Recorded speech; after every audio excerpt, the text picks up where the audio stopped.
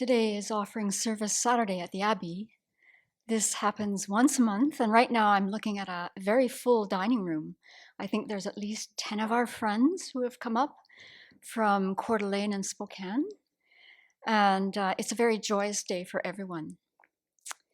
So having said that, what inspires me when our friends come up is that they show to me very clearly what one aspect of joyous effort.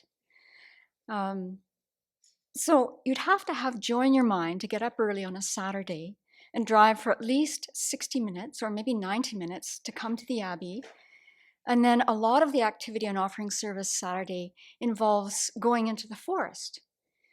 So I would imagine that before you met us or the Abbey, the idea of spending a Saturday in the forest with loppers and, I don't know, maybe you're that kind of person that just works for you.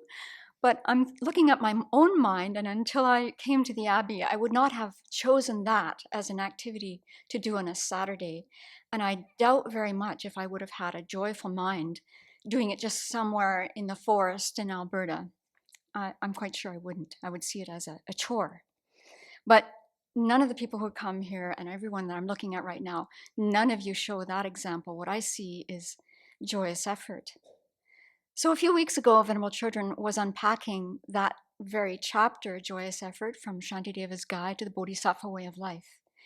And the very first verse in that chapter, Shantideva says this: having fortitude, I should develop joyous effort, for awakening will dwell only in those who exert themselves.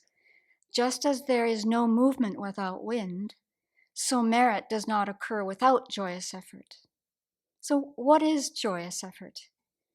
And right off the bat, Venerable Children defined it as finding joy in what is wholesome, taking delight in doing what is virtuous, and then wanting to be kind to others and create harmony where everyone can flourish. So that definitely takes place every time we have one of these days.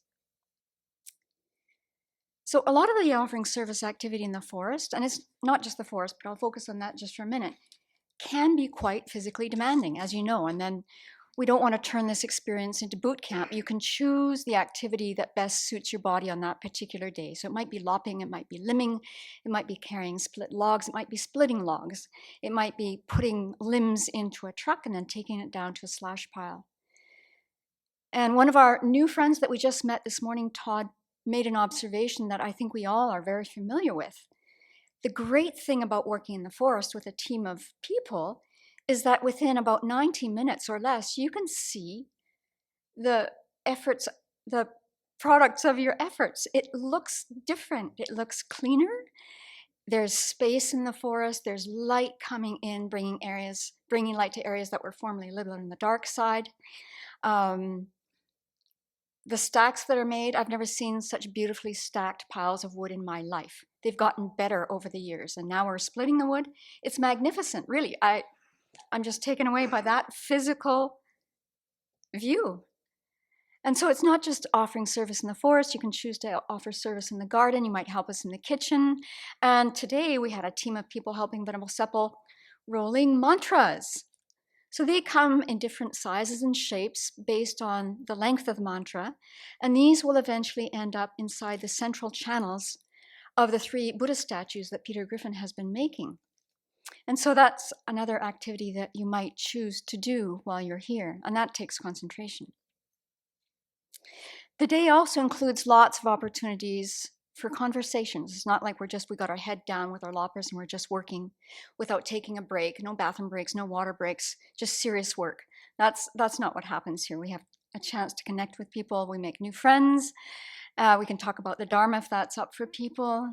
People have chances to ask questions about what our life is like here. So it's very much a day of people coming together. And in all of that, we're creating virtue. So joyous effort, in my experience, is a fantastic antidote to the self-centered thought. You can't engage with joy in something if you're just focused on what's going on in my mind, what I have to do next, who's telling me what to do, how they're telling me how to do it. That kind of thinking is obviously not going on. It's this group effort in making something happen that's virtuous. And as Venerable Children has remarked in past teachings, relationships give meaning and purpose to our lives. And through that, we have the opportunity, we have something to contribute to the welfare of others, and how that's really important for our life in having happiness. And we use whatever skills we have. When you come to the Abbey, we use whatever skills we have, to make a contribution. And every single contribution that people make is deeply valued. There's no question about that. In another commentary on Shantideva's Guide to the Bodhisattva Way of Life, written by Geshe Yeshe Tobten, he makes this distinction. He says, working and being committed to our business is not joyous effort. By joyous effort, we're referring exclusively to the practice of making effort towards positive deeds. So obviously, joyous effort is essential to making progress in our spiritual practice. And I saw this very clearly, as you did if you watched His Holiness this past week. On the third day, I got on very early and I watched him do this walk from his residence to his teaching platform. And the film footage went for at least 15 minutes. And at this point, His Holiness is having, probably pain in his knees. He needs help walking. And the whole journey that I saw, he was smiling and waving to people and touching people on their heads and grasping hands. And the whole time, he was just so happy to be making this journey, which probably, if you're 87 years old, the body presents itself with different areas of pain. But that was not an obstacle for him. And we see this in our other teachers too. Pain is not an obstacle. When our teachers come to teach, they're not, telling us beforehand about how tired they are or overtired or whatever else is going on. We see them sit down and teach with a joyful mind. That's a wonderful example. And we're all very well versed here, at least I'll speak for myself, in putting effort into things that were very, very hard before I met the Dharma. I could pull all-nighters. I could do all kinds of very physically demanding things to get what I wanted. And there was no complaining in my mind. There was no thought that I wouldn't do those things because I wanted that thing or that person. But having met the Dharma, we can see clearly the difference between worldly efforts and putting in joyous effort. So I can tell you on behalf of everyone here, we really appreciate everyone who comes out. There's a group of people here that I'm looking at. You've come out almost every single offering service Saturday. The weather has been no obstacle. When we were in complete lockdown with COVID, you still came out and worked in the forest with masks on, outside. And that was really a tremendous gift. So whatever it is that people have to contribute here, it's deeply valued. You really make a difference. The Abbey is here for the world. Whoever wants to come, the Abbey is here.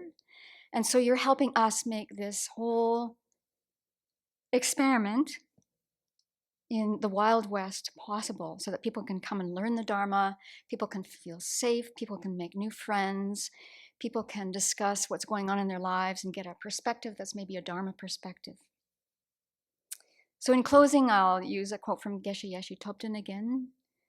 Children find pleasure in playing and are never tired. They enjoy themselves and want to continue forever.